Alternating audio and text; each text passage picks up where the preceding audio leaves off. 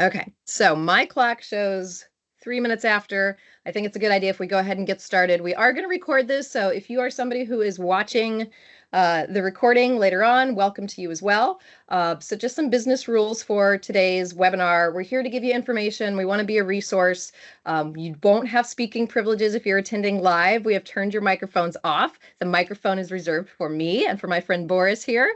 So we will be the only people talking. However, you can use the Q&A function or the chat function. We'll be monitoring that as the presentation goes.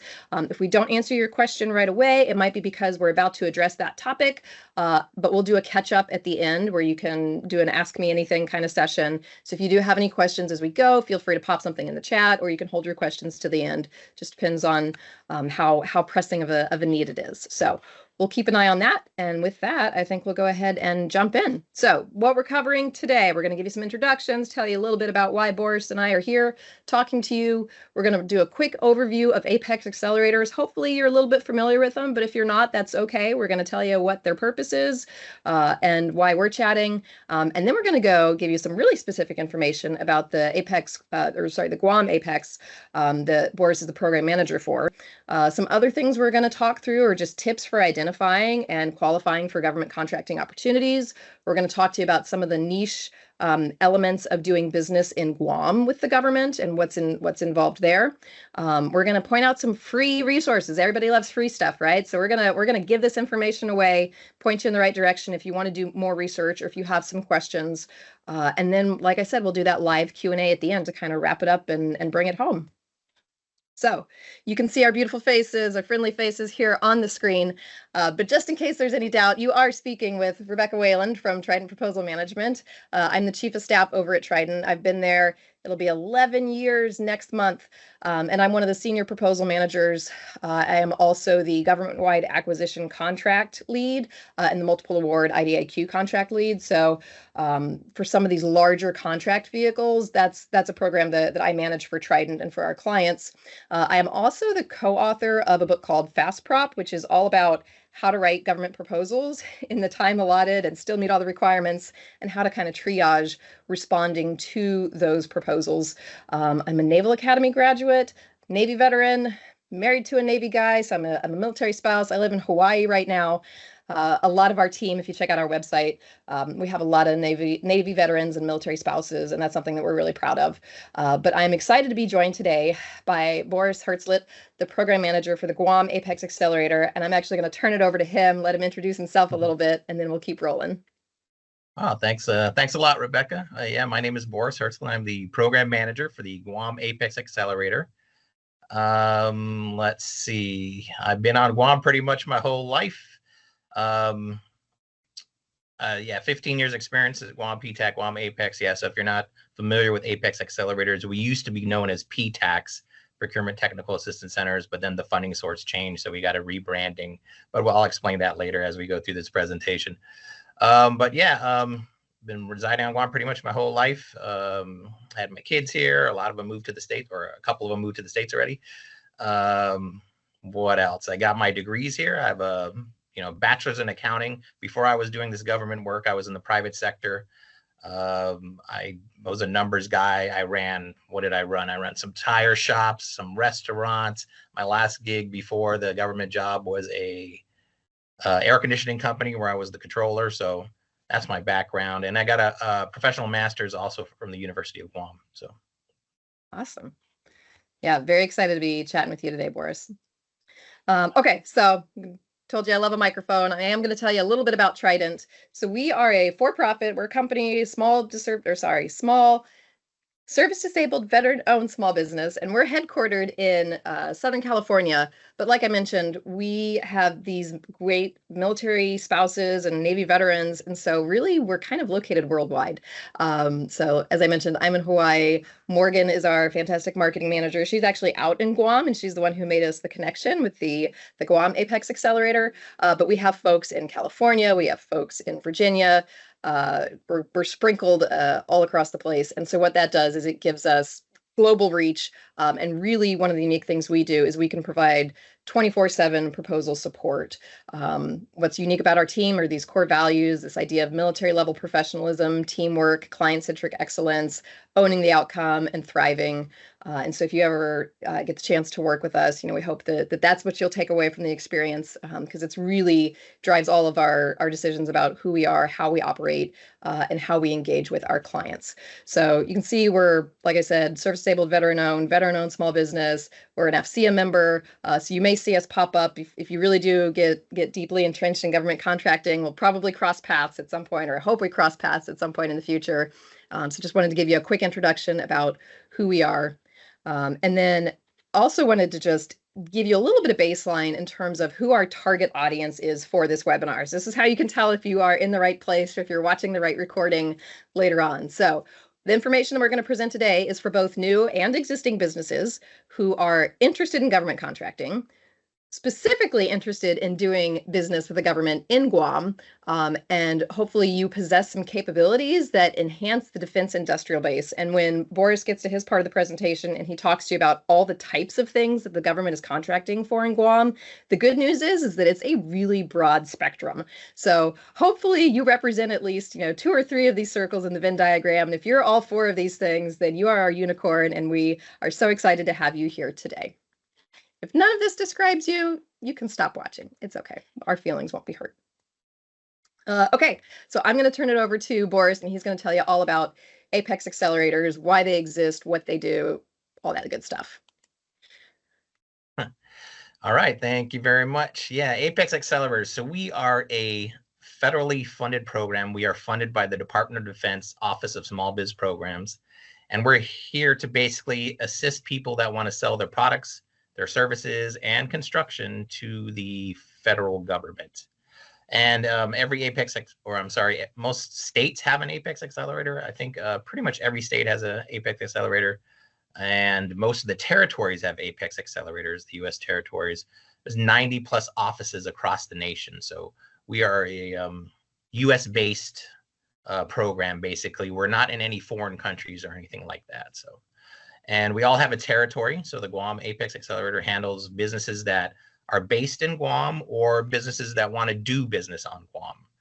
And then we also assist with the CNMI. I'm not sure if you're familiar with the CNMI. That would be Saipan, Rota, Tinian. These are the islands that are kind of next to us. And so we can assist with them as well. But in general, APEX Accelerators, like I said, their mission is to help people sell to the government. And it's like a little bunch of little bullet points here, things that we do. Every APEX accelerator is different, though. We have different concentrations. So, for example, maybe an APEX accelerator in Michigan might do a lot of contracting with missile defense or something, or maybe one in Colorado, probably with a lot of defense companies building new weapon systems and things like that. On Guam, we're really more focused on construction because there's a base being built. So it all depends what's happening in your area. I don't know if I can add anything to those bullet points. I think those are pretty accurate there. That's exactly what we do. So if I can maybe go over types of assistance we provide, but that's going to be covered on some other slides, though. So I'm not sure if we want to go there yet. Yeah, we can go ahead and dive right into the specifics for Guam. I just wanted to say I love this graphic because there's so many APEX accelerators, like you mentioned. Like regardless of where you're joining from, there's likely to be a resource located near you. And if you have any luck, they're going to be staffed by somebody who's just like Boris, who's been in the area for a while, knows the economy, knows the laydown, and can give you really great advice about how to connect and break into this and what you need to do to get ready. So yeah. So I'll let you keep talking, Boris. Yeah. And also there's if we go back to that slide, there's the DoD Office of Small Business Programs. If you go to their website, you can get a lot of information of the general things that APEX accelerators do. Yeah. So DoD OSBP, yeah. Awesome. Okay. All right. So back to Guam. So this is what we do. So like I said, we are funded by a grant. Every APEX accelerator has a host, right? So you need a nonprofit host to get that grant money. So our host is the University of Guam. A lot of APEX accelerators across the nation use universities as hosts, but some use also like private and nonprofit companies. So it all depends. But ours is University of Guam. So our offices are located inside the University of Guam. And there's just some highlights of our program here. We have about 2,000 plus clients in our database. At any given time, maybe 700, 750 are actively looking for contracts. In FY24, those clients went over $450 million in contracts and subcontracts on Guam. And we've helped a bunch of clients get HubZone certified. That's another thing we can assist with. If you're familiar with federal contracting, there's things known as small business certifications, and those are all run by the SBA. There's 4 basic ones. There's the 8A program, the woman-owned small business certification, the service-disabled veteran small business certification, and the HubZone certification. And so the most popular on Guam is HubZone, and that's just because the entire island is a HubZone. It's not like if you're in California and half of the outskirts of Los Angeles is a HubZone, but the inner city is not. So and that program is a program based on location of where your employees live. So you have to meet a certain minimum percentage, and it's really easy to meet it when the entire island's a HubZone because nobody's commuting to work here on a daily basis. So good point. Yeah. Yeah. So that's a popular certification, but we can help with all those kinds of certifications. There's also something known as mentor protege, and the SBA has one, and then Department of Defense has one as well. So we can help with both of those certifications if you want to go through that process. And then we partner a lot with SBDC and of course the SBA because those are programs. But the SBDCs are like the boots on the ground for the SBA. They're the small business development centers, and they do all the business development things. So if you're like thinking of starting a new business or expanding your business, maybe you want to get some QuickBooks training or some HR training, or maybe you need to put a business plan together to take it to a bank so you can get some financing. SBDCs do all that. We don't do any of that stuff. So we also refer people to SBDCs, and we strictly focus on government contracts. Yeah. Okay. Yeah. So this gives you a little snapshot of what's happening on Guam. So we have a Marine Corps base being built at the moment. This has been in the works for probably planned at least for 20 years. But the actual construction and movement of earth probably started maybe 5 to 6 years ago, something like that. So basically what's happening is 4,000 to 5,000 Marines from Okinawa are going to be transferred to Guam. Probably by they'll all be here, probably be like 2030, maybe when they're all here, maybe a little earlier, maybe 2028. I think there's about 100 here right now. So, but there's still tons of construction going on the base. So we expect to see these numbers increase quite a bit. We're averaging over $2 billion a year in federal contracts on Guam, and most of that is Department of Defense.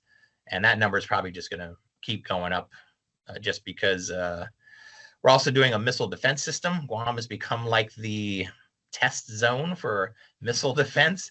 So we're going to have already, I believe, there's already $2 billion awarded worth of missile defense facilities. And it's just getting wild out here. So lots of opportunity. Yeah. For sure. All right. So these are, okay. Yeah. So every day you can go to, I was going to say defense.gov, but now it's called war.gov because I guess we're rebranding. So I don't know if we're going to be called DOW since we won't be DOD anymore. How's that going to, that's probably to get confusing with the stock market. But anyways, good point. Yep. These are the contracts that are, so every day on war.gov, if a Department of Defense contract is $7.5 million or more, they'll post it on their website. Contracts less than that amount, DoD can withhold that information from the general public for up to 90 days. So there are other sources where you can find out like, okay, where's all this government spending going on? There's a site called usaspending.gov. There's the FPDS, the Federal Procurement Data System. You can go to those two sites, but you're never going to see a DoD contract that's less than $7.5 million that's less than 90 days old because they withhold that data from the general public. But the larger contracts they do publish. So we just share this with our clients always, what's going on. And you can see there's all kinds of different industries happening here. It's not just construction. So there's a nice little bullet point list here of all the different types of services and industries that are represented. So again, a lot of variety of options here for anybody who wants to be a contractor in Guam. Yep. All right, so back to the types of assistance we provide. Now, all of our assistance is free of charge. It's all paid with your tax dollars. We don't charge for our webinars. We don't charge for our counseling sessions. And we also keep our counseling sessions confidential. We don't share your information with anybody unless you allow us to.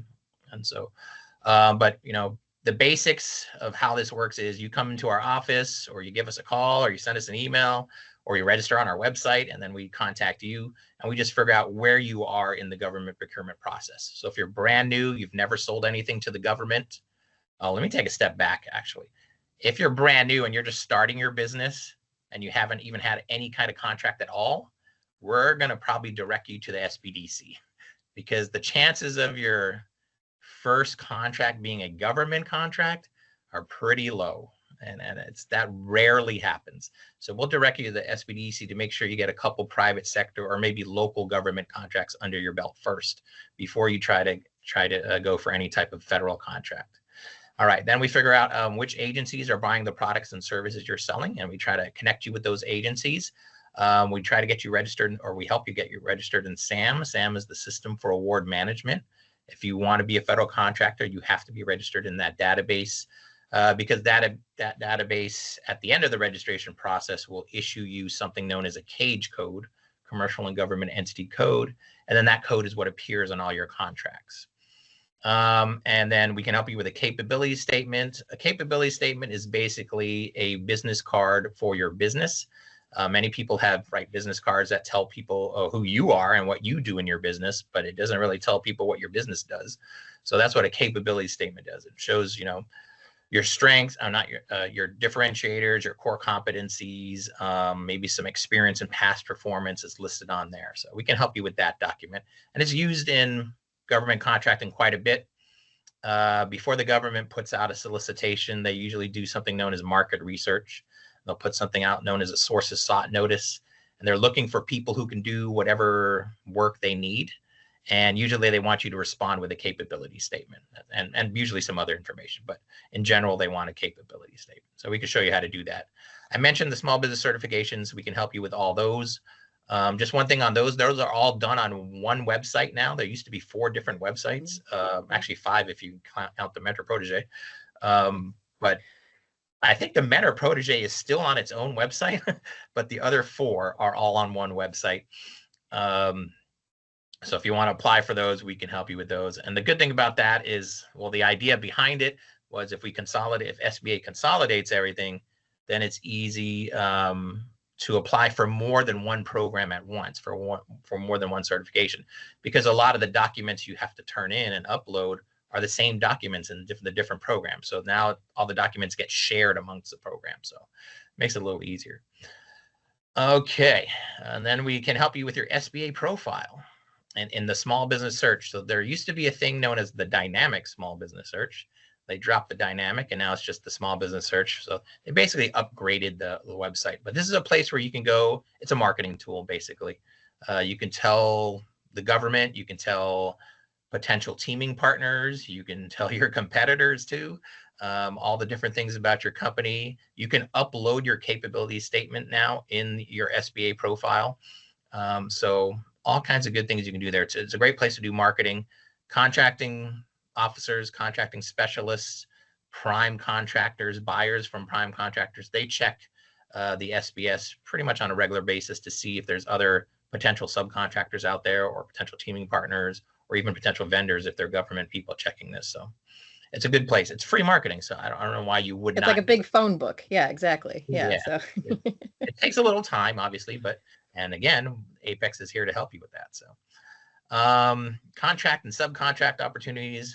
Of course, most contract opportunities, well, any contract opportunity with the federal government that's expected to be $25,000 or more is posted in SAM. Now, there are some exceptions to that, but in general, it's done in SAM. SAM.gov, the System for Award Management, right? The same place where you have to go and register your company. So you can see all the contract opportunities. For subcontract opportunities, how we handle that here on Guam is so small. Everybody knows everyone. We keep track of the prime winners, the people who've won the larger contracts, and we share that information with our clients so they know who to reach out to if they have a little niche type of job that they can do. Maybe there's a construction project going on and they need someone who can dispose of hazardous waste. So our hazardous waste companies can go turn in their profiles to the prime to try to be a subcontractor, that kind of thing. So that's how we do that out here. We can help with understanding government regulations. So the FAR is the Federal Acquisition Regulation. The DFARS is the Defense Federal Acquisition Regulation Supplement. And then of course, GovGuam, we have to also help with GovGuam contractors. So you can come out here and if you sell your products and services to the government of Guam as well. And that's just because going back to how our funding is, the host has to put up a match. So if they're putting up a match, they want something for it. And so what the trade-off is, APEX assists with local contracting as well. So yeah, so I think that handles that. So if you notice so far, a lot of this is concentrated on Department of Defense. And that's because about 99.9% of all the contracting on Guam is through Department of Defense. They are by far the largest federal buyer out here. So if you want to know who to market your products and services to, it's DoD on Guam for sure. So we show you how to use their payment system known as PI. Well, PI is actually an overall system that has tons of different modules in it. The Procurement Integrated Enterprise Environment. But there's a payment module in there known as WAF, the Wide Area Workflow. That's where you would upload your invoice, and then you would be, then the DoD checks it to make sure everything's correct, matches it to your contract, and then the paying office issues a payment. So we show you how to use that system. The PI system is also used for, and it's happening more and more. Before, if you wanted to bid on something, turn in a quote or a proposal, you saw a solicitation in SAM, you want to submit your quote or proposal, you'd usually just email it to the contracting folks. Now, though, they're making you do a lot more where you submit it through PI. So you upload it on the PI website. And that's kind of hurt a couple people that when it first started happening quite a bit, because you can't just register in PI in one day. It takes a day or two for everything to get activated. So if you're thinking, oh no, I got to do it in PI, and you wait for the last minute, you're not going to get your proposal in time. So we try to stress that with our clients. Just get registered in PI.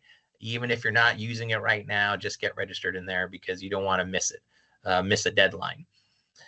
GIPS or GIPS, either way, that's the Government Innovation Programs. So not only do we help with typical contracts, products, services, construction, Department of Defense is always looking to increase the defense industrial base. So they're always looking for more vendors. And they're also looking for vendors that are creating new technologies that can help them increase, better materials, better processes, all kinds of things to just get ahead. The DoD, Department of Defense, wants to be obviously the best Department of Defense in the world. So they're always looking for innovative companies to help them.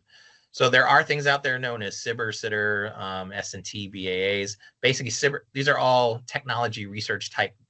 They start off as grants and then they turn into contracts, basically. I'm trying to make this as simple as possible without going too far in the weeds. I know, it's yeah.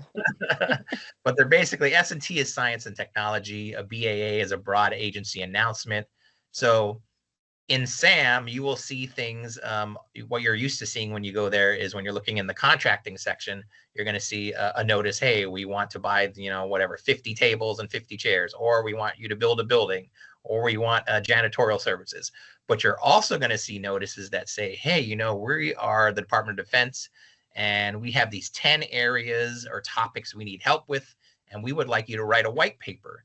And if you have an idea to help us with this topic, and if they like your idea, they will fund the R&D for it. They call that a phase 1.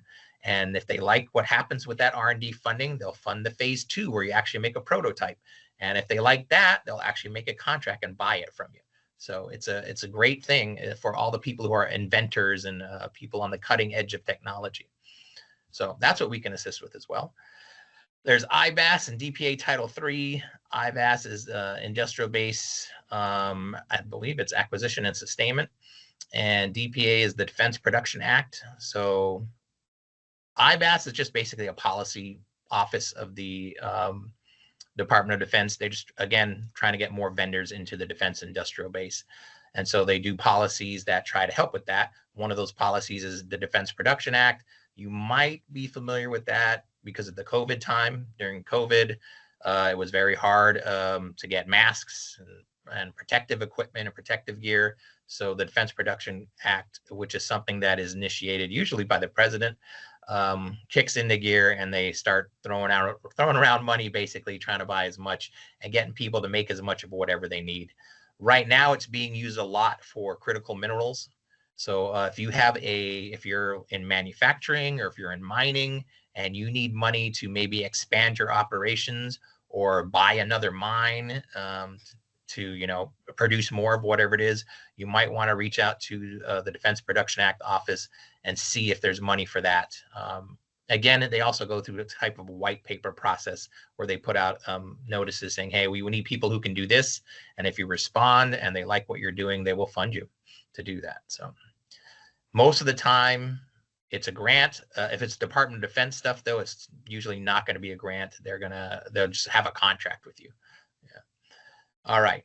FOCI is foreign ownership, control, and influence. So that's basically if you are dealing with sensitive information, with top secret classified information, that kind of stuff, you have to make sure your company is not under FOCI. There's no foreign ownership, control, or influence. There's a form you need to fill out. You need to answer questions. It gets reviewed by whatever agency you're submitting it to. And then if they find that you are under FOCI, that maybe there's some kind of foreign influence going on, you have to turn in some mitigation measures and some kind of plan. And if they like the plan, then they'll basically allow you the clearance to get access to sensitive information. That's what FOCI is. Okay, cybersecurity, this is the big thing right now. And the CMMC, that's the Cybersecurity Maturity Model Certification. That's coming into effect on November 9th or 10th of this year. It's actually it just got posted at, what's it called now? The Federal Register. Yeah, it's in there, but it has 60 days before it becomes into effect. And it's possible in 60 days, Congress can say, no, we don't want it to happen. That is possible. Unlikely, but it is possible. But just know that what that means is everybody who's a DoD vendor, from primes all the way down to subs of subs, it flows down to the lowest sub. If you're not selling commercial off-the-shelf items, you're going to have some kind of CMMC certification, either level 1, 2, or 3. Level 1's the easiest, and we explain in our webinars how to do that, basically. So. Great. A lot. Yeah, that was actually a fantastic summary of some very complicated red tape programs that probably people are, typically think of when they think of doing business with the government. So you did a great job summarizing those, Boris. And obviously, if people have questions, you're the guy to talk to dive deep into what specific situations apply and what people should be taking into account. And there's also a really good segue into just some overview information around identifying and qualifying for government contracts and what small businesses should be keeping in mind and prioritizing. So I'm going to move through this slide because it's a lot of bullet points. I'm going to go through it kind of quickly, but we will be sending out the recording if you registered for this webinar. And I think we're going to give you a PDF copy of the deck as well, so you can refer back to this, because I know we're giving out a lot of links. And if you were taking notes furiously, I want to take some of that pressure off, so you could just listen to the dulcet tones of our voices here as we walk you through these. If you are a brand new business, some of the stuff that Boris would walk you through when you come in, right, is that stuff that he talked about with registering for SAM.gov. You'll hear us talk about that again and again and again. That is kind of the heartbeat of a lot of government contracting and the starting point, and the thing you have to keep updated as you go through your government contracting journey, right? You're going to have a unique identity identifier, because it could be possible that there's multiple companies that exist with a variation of your name. So making sure the government knows who you are and doesn't get your entity confused with another one is really important. Something else that you're going to be doing as a new business is trying to classify the services or products that you provide to the government. So there's this wonderful catalog, the North American Industry Classification System, that has a code. So if you do engineering services, that's one kind of code. If you do specialty engineering services, that might be another code. And you can register for a lot of different codes to just give the government another way, basically, of baselining what your company can do so that they understand where you fit in and how you compare to other companies. And that's also really important for small businesses rather, because size standards for a company. So if you're trying to go for a small business set aside, right, each NICS code will have either a employee headcount or an annual revenue kind of cap on what defines a small business in those instances. So these are all things to kind of keep in mind. Keeping that profile up to date, that small business search, that's like the big telephone book that Boris mentioned, where the government can look you up, you can look up your competitors, you can look up potential connections, really important stuff to keep in mind there. Obviously, you're going to want to comply with all laws and regulations, and that cybersecurity policy. If you noticed the kind of language about like, oh, they could delay it, CMMC has been coming for a while. The government's been saying we're going to implement it. There's been some starts and stops, but I'm with you, Boris. I think this is like where the rubber meets the road, and they're like, nope, we have to stop delaying. We have to safeguard this information, and this is the date that everybody needs to work to. And you got to show us what you're doing to safeguard the government information that's just inherent as part of the government contracting. How are you protecting that, and how are you making sure everybody you do business with is also safeguarding it in the same way? And then for the established businesses, right?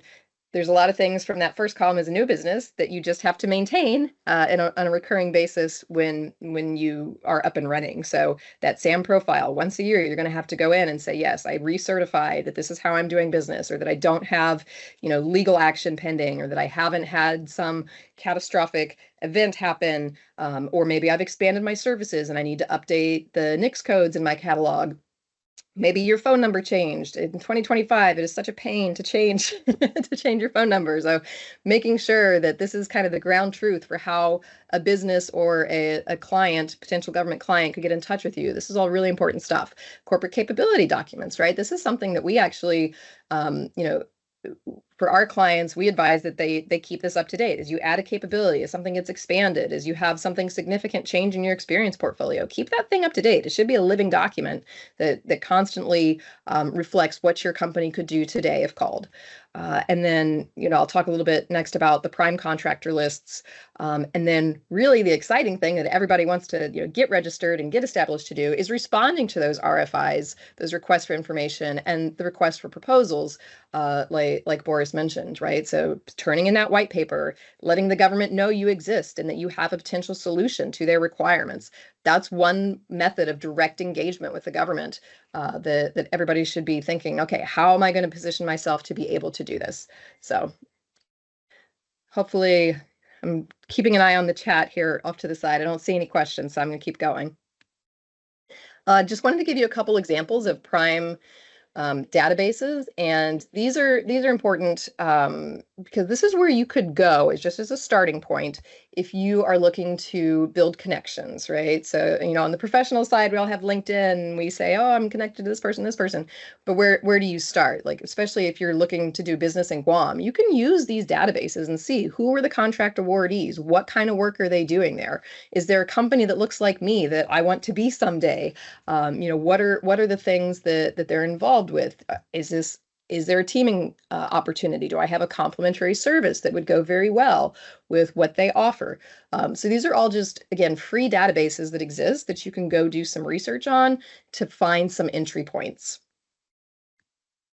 And then because we do a lot of business with our clients who are the contractors who respond to the solicitations, I always just like to take a few minutes to talk about sort of some baseline expectations that we want to set so that you don't get overly frustrated by what can be a very complex and time-consuming process, which is just what some people associate with government contracting.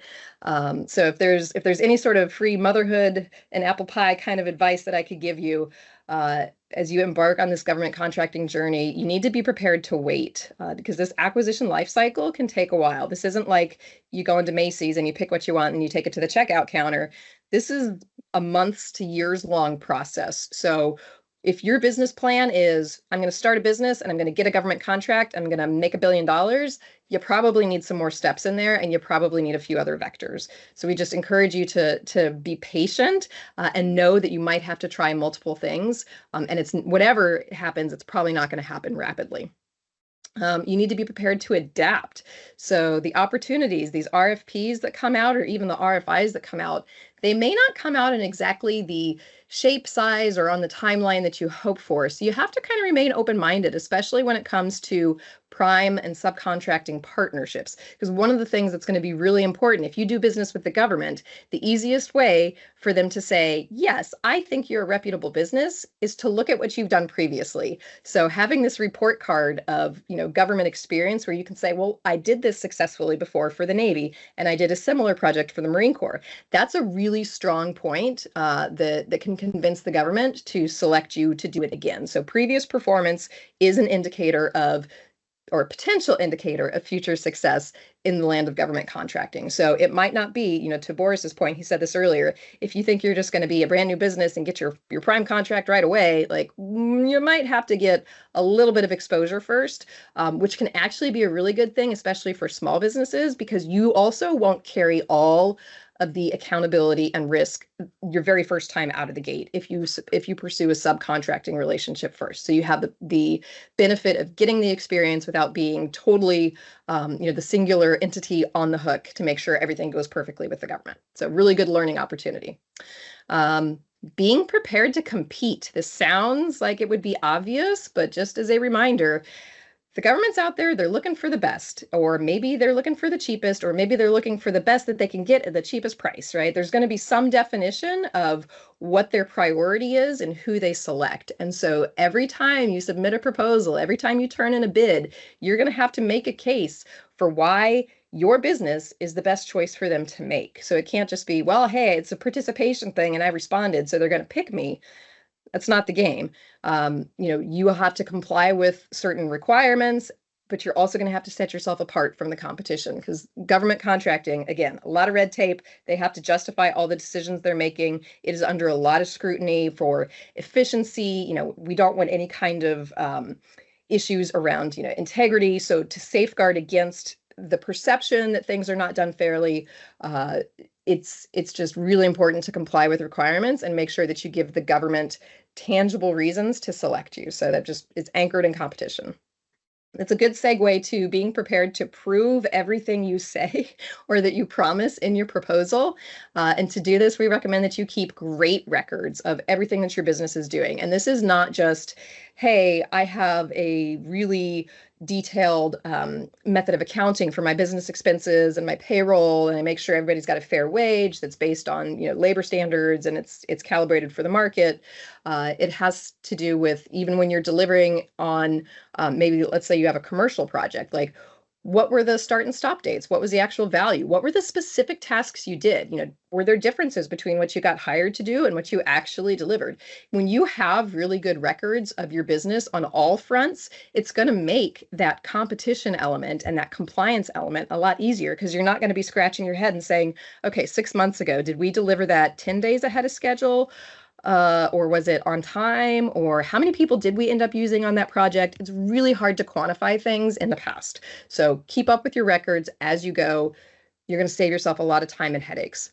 And then the last kind of bit of free advice that we give people is just make sure you are prepared to perform. If you get hired to do a commercial job, if you get your first government contract, if you get your third government contract, if once you get hired to do something, make sure you do it well and with integrity.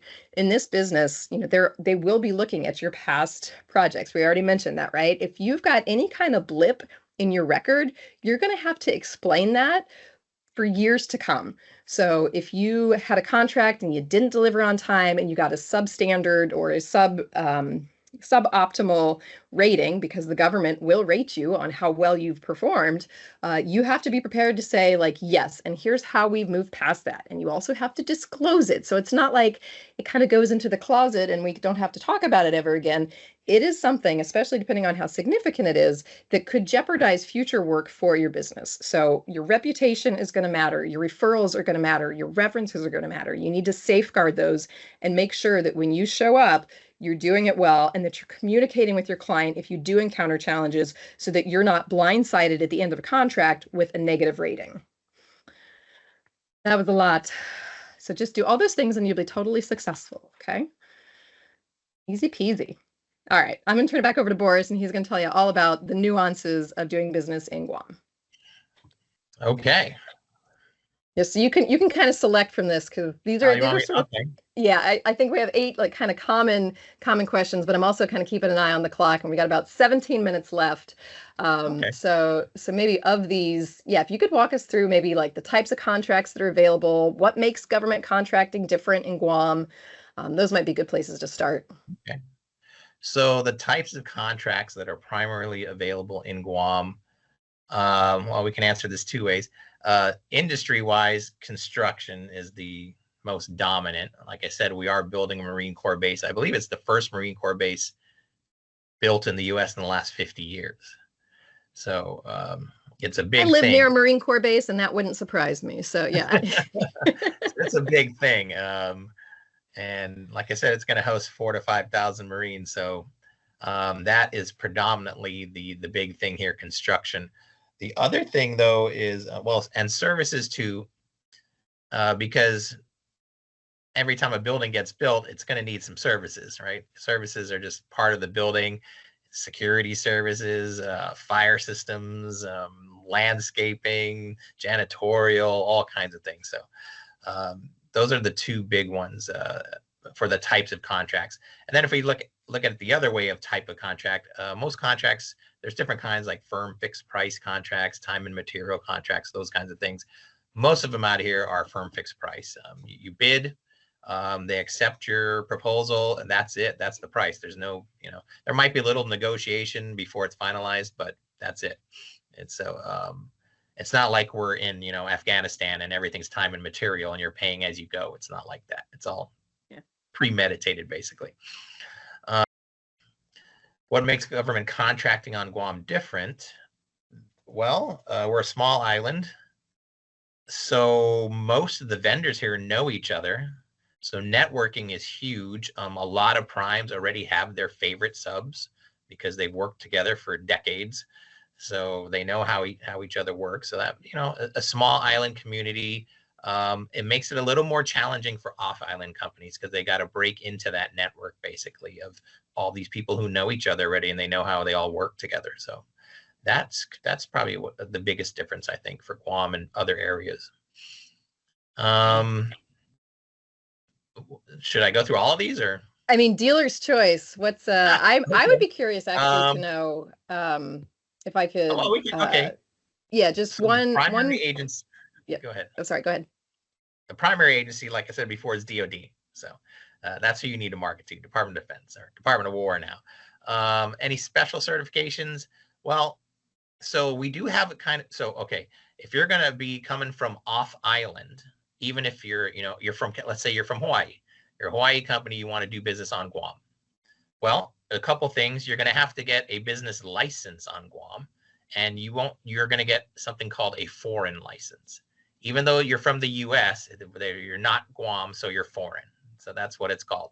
So we have a Department of Revenue and Taxation. That's where you would go to get that license.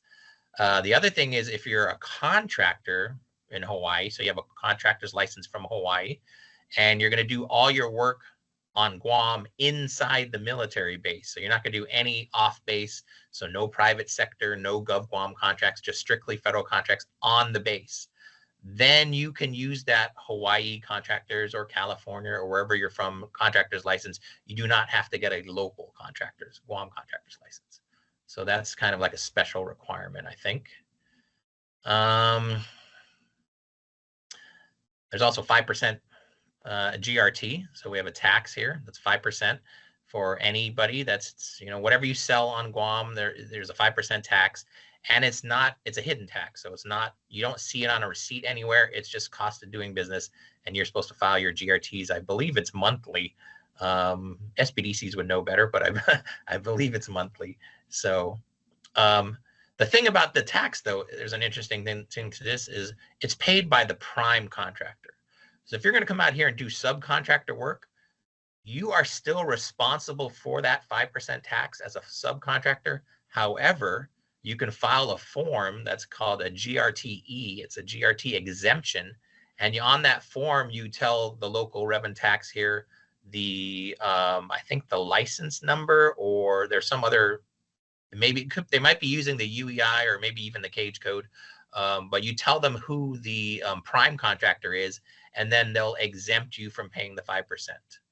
So the law is everyone pays the 5%, but subs can get the exemption if they fill out the form.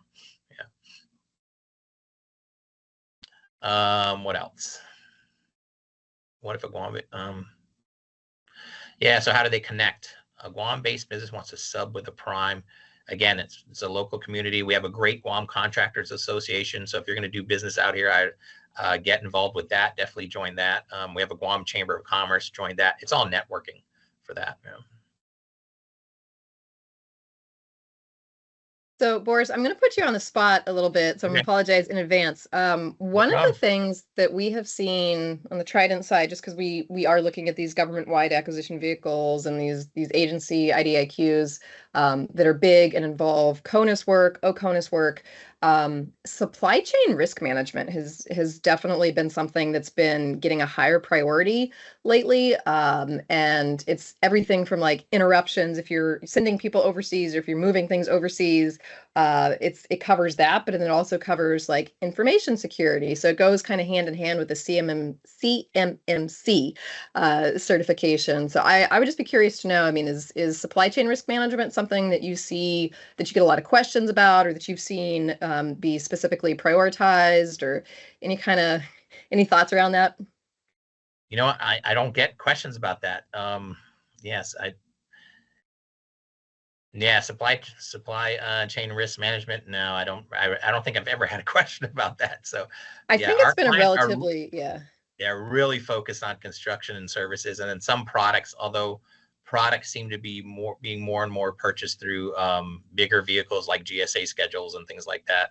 So a lot of local vendors don't get to compete for that. And then IT services used to be big, but that also went to larger contracts that are nationwide, CONUS and OCONUS. So a lot of local companies just become subcontractors, basically. They don't get to be the primes on those IT type contracts. So yeah, go ahead. I was going to say, I think it's really great for companies to connect with you, because that's something that's kind of hard to get your head wrapped around if you're brand new to government contracting, is like, well, but I want to do business in this area. Why is the contracting agency on Guam not the person responsible for buying it? So right. I think you could probably help people understand, like, well, it's because it's a Navy-wide thing, and so you have to go to Navy headquarters, and they're here. So it can be a little bit of a quagmire when you're trying to figure out, this is what my business does. I think the Navy has a purpose for it, or I think the Marine Corps has a purpose for it, but who do I actually need to talk to get in front of the right buyer? Because it's not just always the person located in the place where you want to do business. So hopefully I didn't stir the pot too much with that. You're absolutely right. Yeah. The buying office for things that are going to, products or services that are going to be done on Guam, that buying office doesn't necessarily have to be on Guam. So, for example, DODEA, the school system for the Department of Defense, they're run out of Japan, but so that Japan office buys everything from Guam. So, yeah. Awesome. Okay, and then I think this is probably just a little bit of a little recap, and I think you did a great job actually of kind of mentioning these things. All of Guam is a hub zone, and the nationwide goal is 3%, but the local Air Force base and the local Navy base on Guam, their internal goals are usually closer to 30, so maybe 25 to 30%. So yeah, if you're going to work out here, you got to get that hub zone certification. Yeah, great point.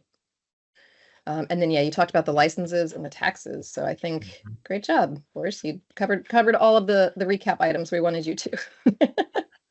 And now my mouse won't move back to my presentation. Okay, I can move us off of this slide. Free resources. I know we promised these. So again, you'll get a copy of this deck. But Boris does a great job. You do free webinars weekly. Is that right? Every Thursday, 10 a.m. Guam time. Yeah. So ours was yesterday, because it is Friday on Guam. We are a day ahead. That's right. So Yeah, yesterday we did a pie and waff one yesterday. So awesome. And the recordings are posted, but if people want the materials you mentioned, they need to send you an email and get that, and you'll send it out. So, but get that right? Okay. Yeah, the best thing to do, just sign up on our website, GuamAPEX.com as a client. It's free, puts you in our database, and we also send out like a newsletter every Friday to all via email, which talks about companies on Guam that have won contracts. And then we list out open solicitations and then news stories related to government contracting, and then upcoming events like this and different things that we're participating in. So. Yep. And I'm just looking at the chat. One of the questions was, who do you contact for the LRAE? What? I'm sorry. I don't know what the LRAE is. So we might need you, whoever submitted the question, we might need you to spell that out for us.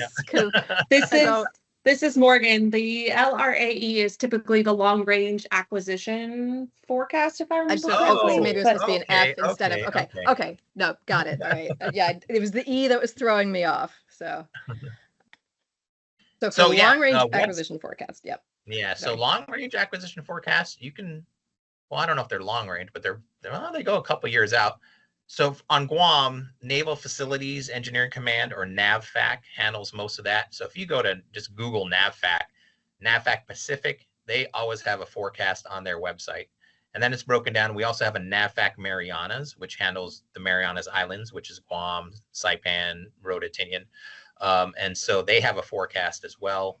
And their forecast is actually a little better than NAVFAC Pacific, because they also list like the different contract vehicles that are already in place, different MACs going on, which are multiple award construction contracts, different IDIQs, indefinite delivery, indefinite quantity.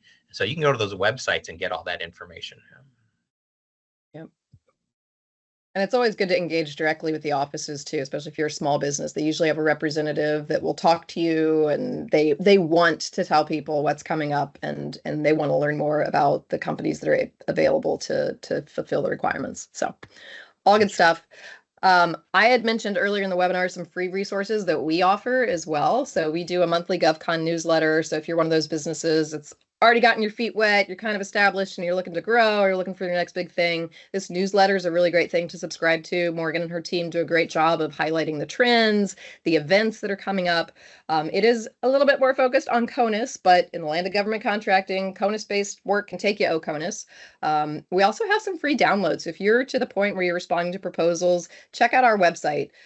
We have templates there. We have some checklists, just things to help keep you organized so that you can do things yourself until you're ready to engage somebody for additional help. And then we have a whole YouTube channel where you can watch me, you can watch my wonderful colleagues, talk to you all about things in and around government contracting. We'd love for you to check that out. I know we've kind of been doing the Q&A, and I know I didn't give you very much time here at the end, but we do have a few minutes. So if there's any other questions, you want to pop those in the chat. We're happy to kind of field those questions as best we can.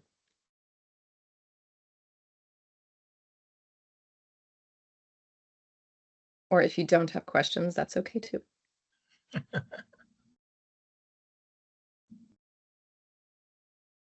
You're hoping to be a second or third tier subcontractor. Do you need to register in SAM and or get a cage code? So that all depends. So in general, subcontractors are not required to register in SAM.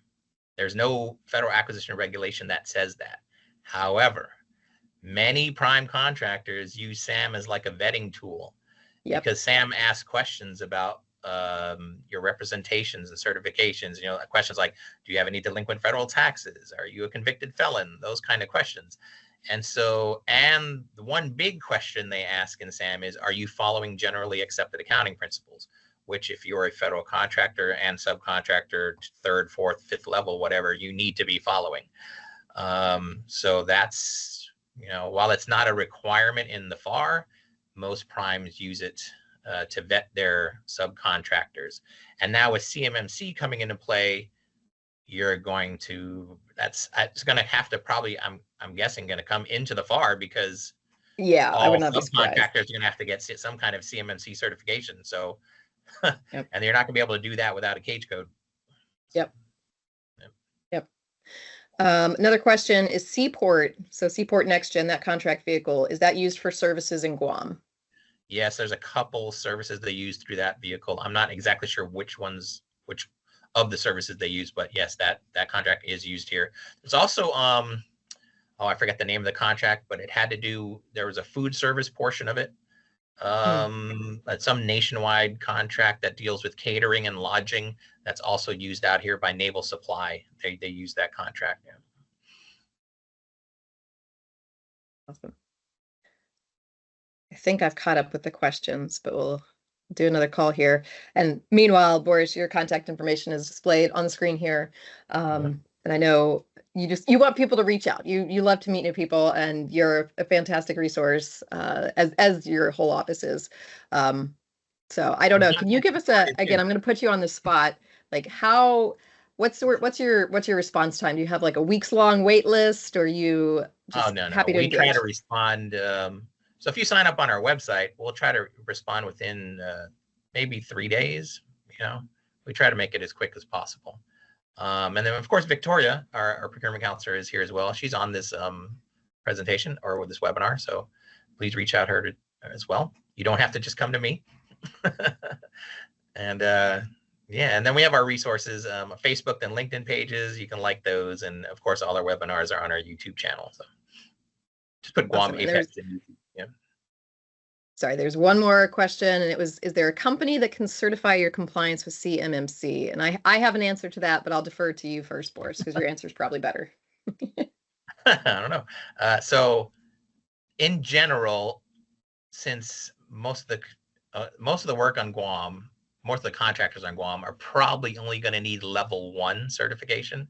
And level 1 is a self-certification. You don't you don't need to get another third party in there to give you a stamp of approval or anything. It's a self-certification. You do need to upload, well, you don't upload anything. You do need to use Pi, and there's this module in there called SPRS, SPRS, where you'll post, for level 1, you'll just say, yes, you've complied with all the 15 requirements that are required for level 1. But you do want to do it right.